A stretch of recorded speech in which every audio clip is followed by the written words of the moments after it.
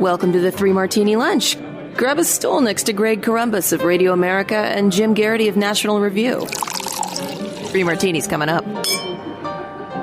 We are glad you are here for the Wednesday edition of the Three Martini Lunch.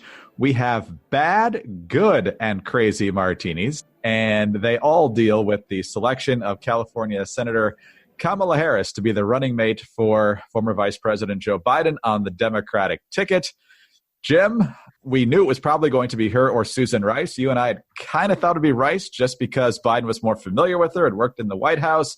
Ultimately, that's not the decision that he made here. So when we look at Kamala Harris, we see the New York Times calling her a pragmatic moderate, which is news to me because she was named the most liberal senator in the United States Senate not too long ago, and she's only been there for 3 years. And oh, by the way, this is continuing a pattern now of first-term senators being named as running mates. John Edwards, Barack Obama was the head of the ticket as a first-term senator, and now Kamala Harris is the running mate. So everyone's forgot Tim Kaine. Tim Kaine. Oh, that's right. He was a first-term senator. Greg, I forgive you because everyone forgets Tim Kaine, including some members of his family. But yes, listeners, little-known trivia. Tim Kaine was Hillary Clinton's running mate. Look it up. It's true. You know, if I didn't live in Virginia and hadn't had him as governor, I probably would have realized he was still in his first term then. But you're right. Yeah, that's another one. So Kamala Harris is not a pragmatic moderate. Kamala Harris is kind of a radical. We saw it with the Brett Kavanaugh hearing. She's to the far left on pretty much every issue that comes before the United States Senate. I can't think of one where she's been anything other than a knee-jerk liberal, except for the issue of criminal justice reform. Put a lot of people in jail, which they don't like very much on the left. And it's also, Jim, what caught up to her in one of the early debates when Tulsi Gabbard basically took out her campaign with this. Now, Senator Harris says she's proud of her record as a prosecutor and that she'll be a prosecutor president, but I'm deeply concerned about this record. There are too many examples to cite, but she put over 1,500 people in jail for marijuana violations and then laughed about it when she was asked if she ever smoked marijuana. She blocked evidence that would have freed an innocent man from death row until the courts forced her to do so. She kept people in prison beyond their sentences to use them as cheap labor for the state of California. And she fought to keep cash bail system in place that impacts poor people in the worst kind of way. So, Jim, with all the caveats, yes, she made history, the first woman of color. Both of her parents were immigrants, as you pointed out. It's an American success story. We just wish it was an American success story that was based on American principles rather than the ideology of Kamala Harris. But she's been hypocritical on issues. We knew we weren't going to like the Democratic choice, but we really don't like this one. There was really no chance Joe Biden was going to pick a running mate that would have you and I high-fiving. And if he did, something had gone terribly wrong. But between the two, it's interesting. I heard some people who were rooting against Susan Rice because the perception is that, while she played good soldier and, went out in front of the cameras and said whatever she had to say to help the president, that she was basically seen as a, let's just say, extremely sharp-elbowed behind the scenes, loyal to Obama but knives out to everybody else. Tough to work with, arrogant, just, rub people the wrong way. And by comparison, Kamala Harris was seen as better on that front. Greg, let's observe, more amiable than Susan Rice is a really low bar to clear. I'm going to quote another conservative who emailed me this morning, not someone who's, high and mighty or famous, but somebody who I think is pretty astute, who said, Kamala terrifies me because I think she's a chameleon. She will adopt whatever position she thinks she needs in order to get ahead, which I talked a little bit about in the Morning Jolt today. She's as liberal as they come, but she's not going to let her freak flag fly if she thinks it's going to hurt her side. And I think that's probably what should have conservatives most ominous about the prospect of a Kamala Harris presidency. By the way, I keep referring to her as she's on a glide path to potentially be the 47th president of the United States. Assuming, Biden wins, assume something happens where Biden can't continue in the job, he'd be 46th. I am not speculating that Mike Pence takes over for a stretch before Inauguration Day or anything like that. I keep miscounting. But yeah, you look at this, the prospect of Kamala Harris being the first woman president of the United States and being the president before the year 2024 or 2028 or something like that are pretty darn good right now. And that's really bad if you're conservative, because a bit like Barack Obama, She can take very, very liberal positions, then end up making them sound very reasonable, very fair. She doesn't come across as radical as her positions actually are. And maybe the difference between her and, say, Bernie Sanders is that Bernie Sanders will say, we need to get rid of every insurance company in America. And some people will say, yeah. And some people are going, wait a second. Well, I like my health insurance. I'm okay with it. I don't know if I trust the government running this whole thing. Am I going to be in as good shape under this change or not? And Bernie Sanders knows some people are very nervous about that. In fact, once you tell people, are you willing to give up private health insurance to get Medicare for all, suddenly it drops down to like 19% support. Bernie Sanders will charge ahead. Bernie Sanders' attitude is, well, this is so right. This is so important. I'm going to hold this position, even if this possibility frightens some people. Kamala Harris flip-flopped. The moment she realized this might cost her votes, she kind of backed away. And in fact, one of the stories and one of the reasons her presidential campaign was not as successful as she wanted was you can find time and again she would take a stance on an issue, generally responding in front of a live audience the way that live audience wanted to hear. And then the consequences of that stance became clear, and she backed away and said she misheard the question. And Kamala Harris, on the one hand, like you can kind of attack her as a flip-flopper, but it also means she's not going to stick to a position that's going to undermine her political capital, and that makes her a little tougher as a potential foe, and let's face it, as a potential president. This will work to some rebound for the Trump administration, Trump campaign. It'll remind conservatives and Republicans and independents who don't love Trump and are kind of frustrated with how he's going about the job, remind them of what they don't like about the Democratic Party. I think as you get closer to Election Day, you'll see the kind of this natural tightening of the race. Disgruntled Republicans will come home. The independents will split probably close to down the middle like they usually do, although maybe this year is such a different set of circumstances, it won't be like that. But there's also one glaring issue that I think she helps Biden on. We've seen, really disturbing images of unrest and violence in America's cities. And Trump Trump's instincts on this are always law and order. And to say, I'm going to get tough on these guys. I'm going to lock them up and throw away the keys. He's, very heavily shaped by the pre-Giuliani New York City. He has always believed, lock them up, throw away the key, and get tough. And he wants to say the Biden and the Democrats are the party of anarchy. They're the party of taking it easy on criminals. They're afraid to stand up for law-abiding citizens, et cetera, et cetera. Well, look, what was the single most common meme during the primary, Greg? Kamala's going to put you in jail. Right? Kamala's a cop, right? By the way, she's not a cop. She's always a prosecutor. And I think you can argue that she made some very bad decisions as a prosecutor. But the perception during the primary was that she was the one who's going to kick down your door and throw handcuffs on you if your kids didn't go to school. And by the way, she did do that in California. So she, I think, helps counter this, instinctive attack from the Trump campaign. I think the idea that, abolish the police. Look, you don't pick Kamala Harris if that's your running mate. It just doesn't apply. Oh, by the way, it also indicates how little traction the abolish the police movement has actually gotten in Democratic circles. So, again, she's going to provide some opportunities for the Trump campaign, but by and large, if she really is going to be a heartbeat away from the presidency, and that heartbeat belongs to Joe Biden, I think if you're conservative, you just felt a great disturbance in the force. Well, there's a couple things I would say to that. First of all, she is on the record for heartily cheering Eric Garcetti's push to take away $150 million of funding for police. So there's certainly that out there. And then there's also, this will probably play more to the right than anyone in the middle, but her persecution and prosecution of David Daleiden and the folks at the Center for Medical Progress who did the undercover work against Planned Parenthood. The way that she threw the book at them, did raids on their homes. I mean, this is a woman who a lot of people have said will have no trouble trampling constitutional rights if it comes to preserving her agenda. So, yes, she can be aggressive on the law enforcement front, but it's not in a way that I think a lot of people are going to like.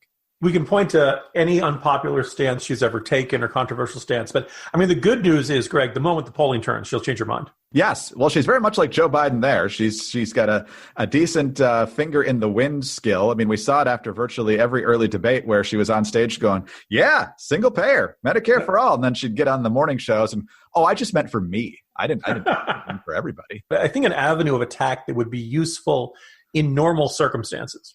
Her campaign was a mess. And reportedly, New York Times did a big piece on this. Politico apparently was really a mess behind the scenes. Lots of infighting, lots of indecisiveness.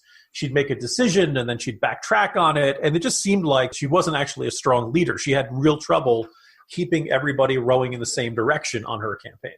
And every campaign has this to a certain extent, but it really sounded like it was debilitating. Now, what's weird is that, so in a normal time, you could say, look, Kamala Harris, a heartbeat away from the presidency, she may not be the best manager.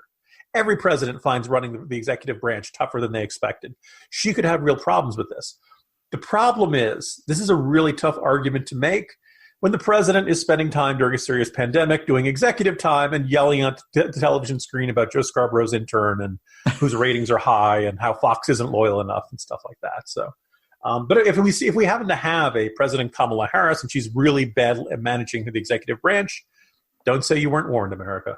No, that's absolutely right. And there are issues out there like the unrest in the cities, the violence, the rioting in the cities that could play well for President Trump. But he's out there framing it as suburban housewives will vote for me. And there's nothing that women in the suburbs love to be called more than suburban housewives. So anyway, messaging, people, messaging. All right. If you get tired of the political onslaught here over the next 3 months, need some escape? Well, let's not forget that there's a ton of good entertainment out there, and ExpressVPN can help you get that and protect you at the same time, because ExpressVPN lets you access the internet as if you're from a different country.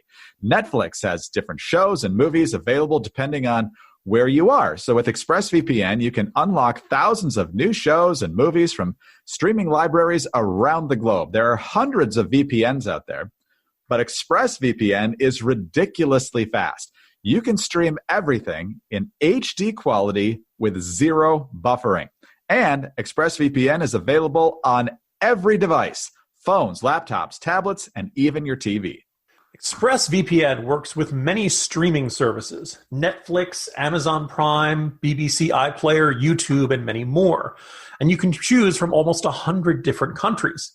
So what this means is it's really simple to use. You just fire up your ExpressVPN app, you change your location, you hit connect, refresh the page, and the show or movie that you want to watch will magically appear. Now, people may not realize this, but Netflix gets different rights for different shows in different countries, and sometimes in another country they'll be able to watch a show or a movie that you'd like to watch, but you can't in your country because Netflix US doesn't have the rights to that. For example, Netflix United Kingdom has access to Blackadder, starring Rowan Atkinson. Now, and by the way, also a very young Hugh Laurie.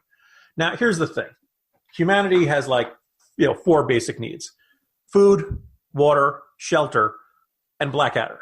I really believe the fact that you can't easily access Blackadder here in the United States as a crime against humanity. If everything I need to know about British history, I learned from Blackadder. Thanks to ExpressVPN, you just click over to Netflix UK, and you can watch that as well as all kinds of other programs. For example, Netflix Australia has Fresh Prince of Bel-Air, but Americans are denied this. Greg, is America truly great if we can't get access to the Fresh Prince of Bel-Air? Good question. I mean, from West Philadelphia all the way to the West Coast, I think there's a strong demand for that. So, but yeah, I mean, ExpressVPN gives you access to all that stuff. It unlocks content. It gives you access to this great stuff, and it protects you from hackers and everybody else who's trying to weasel their way into your system, because they don't trace it back to you. They trace it back to these other places that ExpressVPN sets up. So if you use our link right now at expressvpn.com/martini, you can get an extra 3 months of ExpressVPN for free. Yep, for free. That's expressvpn.com/martini. All right, Jim, we started with the bad martini. Now we go to the good martini. Magnanimous gesture, I thought, yesterday from Sarah Palin, the former Alaska governor, who was the first Republican woman to be part of a national ticket. Somehow back in 2008, that was not lauded the way that Kamala Harris is being lauded now. The knives were out in short order, especially after she gave a very popular convention speech. And over the next couple of months, Palin ran into some issues. But she put out a statement congratulating Harris, saying she was standing on the shoulders of Geraldine Ferraro and her, who were the trailblazers in their respective party. And then she offered Harris some advice, which is very earnest advice. It's not snarky at all. And it certainly is clear that it's born from her experience in 2008. First piece of wisdom: out of the chute, trust no one new. Fight mightily to keep your own team with you. They know you, know your voice, and most importantly, are trustworthy. She also says, don't get muzzled. Connect with the media and voters in your own unique way. She says, some yahoos running campaigns will suffocate you with their own self-centered agenda. So remember, you were chosen for who you are. So stay connected with America as you smile and ignore deceptive handlers trying to change you. She also talked about how she loved the rope line where she could actually interact directly with voters. I'm not sure how many rope lines there are going to be this fall. And then finally, she says, don't forget the women who came before you. And finally, have fun. So, Jim, this is a good martini in a number of ways. First of all, it's crossing the aisle and giving genuine advice to someone I'm sure she disagrees with on virtually everything. But in the spirit of our system and in the spirit of our democratic republic, she's being earnest here, I think. And secondly, she takes some beautiful shots at the horrible people from the McCain campaign, like Weaver and Schmidt and probably Nicole Wallace, who are now, of course, lining themselves up as Democrats. And so a little bit of payback for how she's been treated by those McCain campaign alumni. Yeah, I think one of the more intriguing and generally pleasing moments, both during the 2008 campaign and afterwards, were the joint appearances in a couple events between Sarah Palin and Geraldine Ferraro, and the degree to which they seem to get along, and if nothing else, even if they didn't agree on a whole bunch of issues, how much they seem to respect each other for having walked down that same path and dealt with the same slings and arrows. I see this comment from Sarah Palin, and you begin to recognize how much she was a very big player in GOP politics after the 2008 campaign for a while, and then kind of faded year by year. And when Trump came along, she endorsed him. She went to the White House, but she is just not the voice in the Republican Party that she used to be. And I hear this, and I kind of find myself saying, I wish we'd hear from Sarah Palin a bit more. Not so much on, maybe not on this policy or that policy, but just on this experience. Like I said, she's been down this path. She has seen what's coming for Kamala Harris. Probably not the same way. But, this observation that you are now part of a campaign and part of staffers who may or may not have your long-term best interest at heart. I also think it's very revealing that the McCain staffers who so openly detested the choice, did not support, basically Steve Schmidt turned around and allowed HBO to make make a movie of his life, in which he's played by Woody Harrelson. He does not look like Woody Harrelson.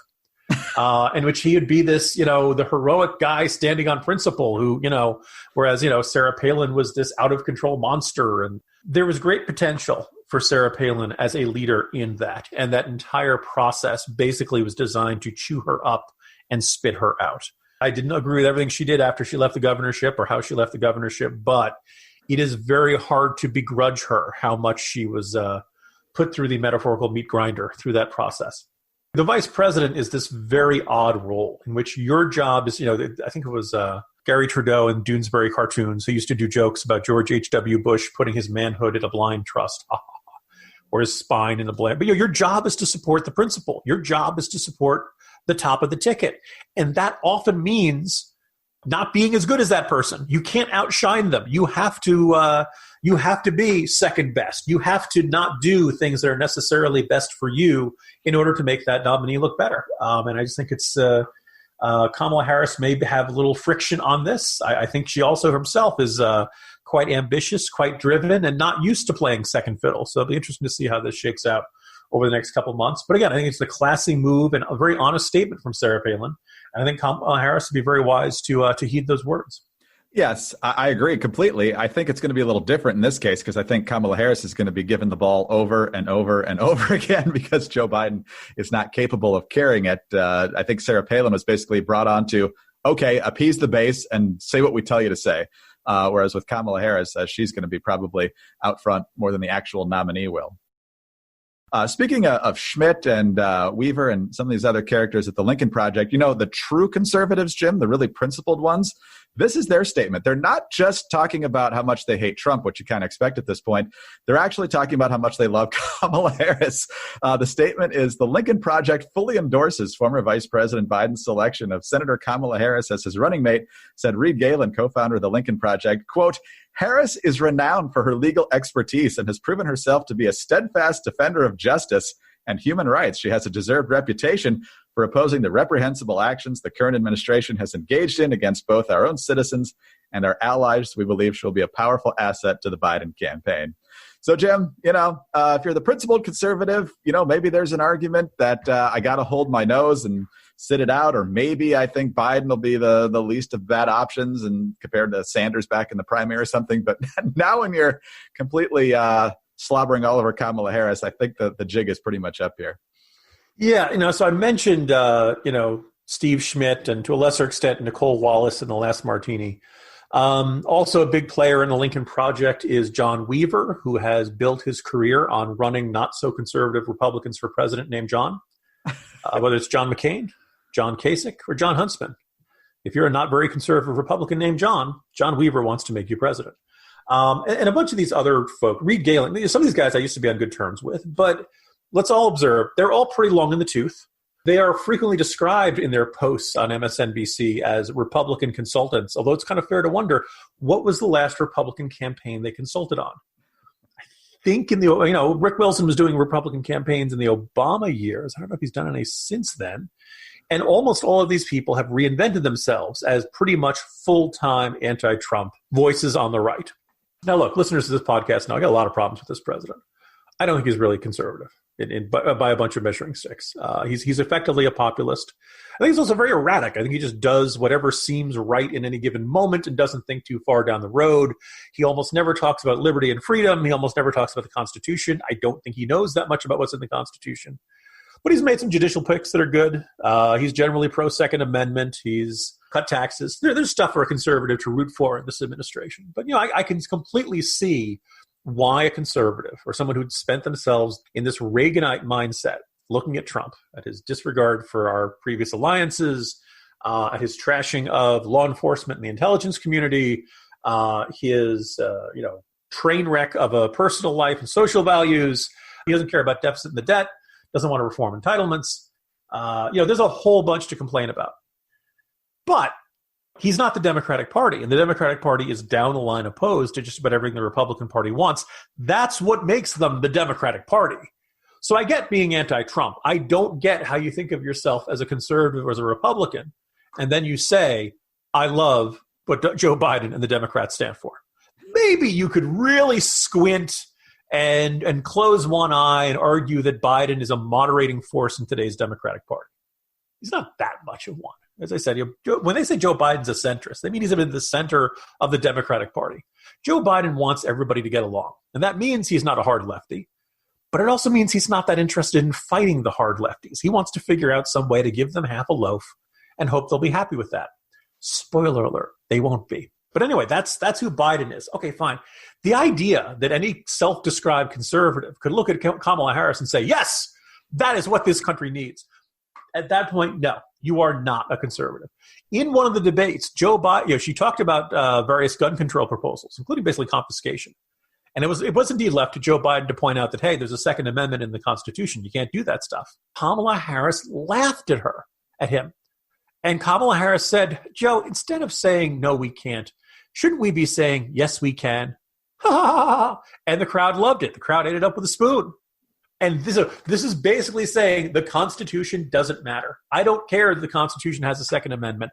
I want to do these things, and I'm not going to let a little thing like a yellowing piece of parchment at the National Archives stop me from doing this. Once you believe that, you are not conservative. Because you're not conserving anything. There's nothing you want to stand for.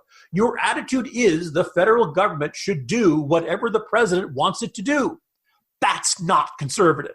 So none of us are that shocked by the fact. It's not like the Lincoln Project was going to come out and say, look, we resolutely oppose everything Trump says and does, but boy, Biden botched his veep pick, and so we can't support him anymore. They kind of got, they backed themselves into this corner where they had to support anybody Biden picked. But Biden picked one that's really, completely unjustifiable from a conservative perspective.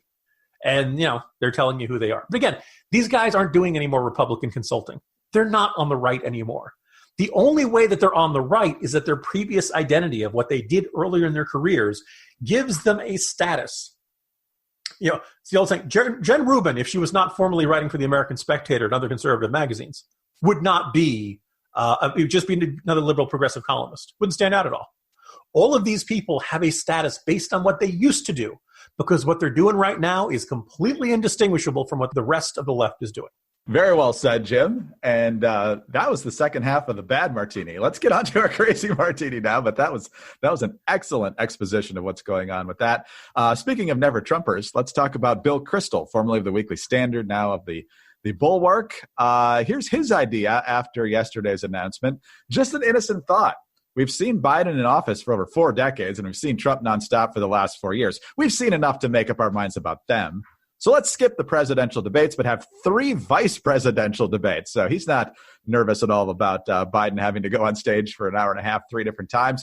And then he got some blowback. So he says, I've suggested in semi-jest that Biden not debate Trump. But I really do wonder if Biden shouldn't refuse to debate Trump. Are you still semi-jesting here? I can't even tell. Should he dignify by sharing a debate stage someone who's accused President Obama of treason? Did Truman debate Joe McCarthy? Did Ike debate Robert Welch?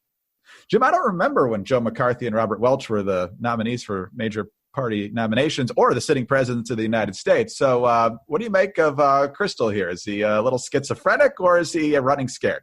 Well, I'm not going to diagnose him from a distance. But here's an observation.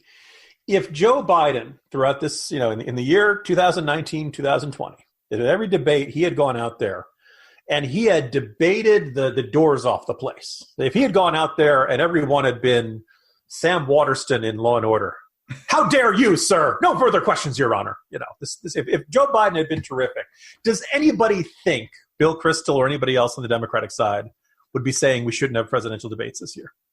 Come on, man, as Joe Biden himself would put it.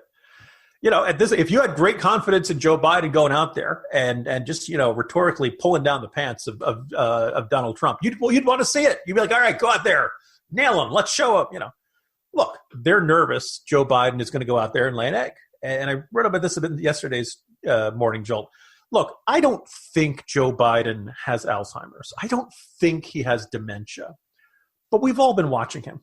And we can tell that since the pandemic, they have not been sending him out any more than they have to, partially for health reasons, but also because he doesn't go out and give speeches as well as he used to. And in these debates, he did okay against Bernie Sanders in that last one. I think he's still got some good nights left in him. I don't know if he's got 4 years of good nights left in him. And I think it's safe to wonder that with Joe Biden, he goes out in front of a podium. You don't know what you're going to get. He could be, on his game and sharp and focused, or he could be kind of meandering and seemingly forgetful and suddenly segue without warning into stories about corn pop. And you could just kind of feel like you're with grandpa in the home and you're, hoping he's having one of his lucid days. So the interesting, look, it just seems very clear that Joe Biden is not who he used to be and not as sharp. And he could go out there and do fine. Or he'd go out there and look bad. And with Trump, who is probably going to come out there and say, your son's a crook. You're a failure as vice president. You're going to let the anarchists take over. Like Trump will come out there swinging from word one. And Biden might be ready. He might not be ready. Biden might start strong and then fade as the night goes on. These traditionally, these debates go on for about 90 minutes or so. You could see Biden having a really bad moment. And then that nagging question, is Biden, capable of handling the duties of this job for the next 4 years? Rasmussen polls said 59% of Americans say they don't think Biden's going to last 4 years. So, there's reason for Bill Kristol to be feeling nervous about this. I think it's fairly transparent, though, when you say, it's because of the kind of debater. Come on. And look, this is part of the process. We've already, we're not going to have a traditional convention. There has been a lot of traditional rallies and all the other things that traditionally happen. Giving up on the presidential debates ostensibly because of the coronavirus or something is kind of ridiculous. And nobody, look, if they could pull off the Sanders-Biden debate with them 6 feet apart, there's really no reason to think they can't do this with Trump and Biden. The sneaking suspicion is that this is because people are worried that Biden can't function at a high level for 90 minutes. And honestly, if you can't function for a high level at 90 minutes, you probably shouldn't be running for president of the United States. Jim, the race is on now officially. Next week we get to listen to the Democratic National Convention. But fortunately, that doesn't start yet. We'll see you tomorrow. You know what's a tragedy, Greg? What? Without the pandemic, I'd probably be eating brats next week. Life is full of tragedies, Greg. It is. Hopefully Milwaukee is going to have less violence next week. That's probably the one upside. All right. Jim Garrity, National Review. I'm Greg Corombos of Radio America. Thanks for being with us today. Don't forget our great sponsor, expressvpn.com/martini. Also, subscribe to the 3 Martini Lunch. Leave us a kind review and please give us 5 stars. Also, get us on those home devices. All you have to say is play 3 Martini Lunch podcast. And join us on Thursday for the next 3 Martini Lunch.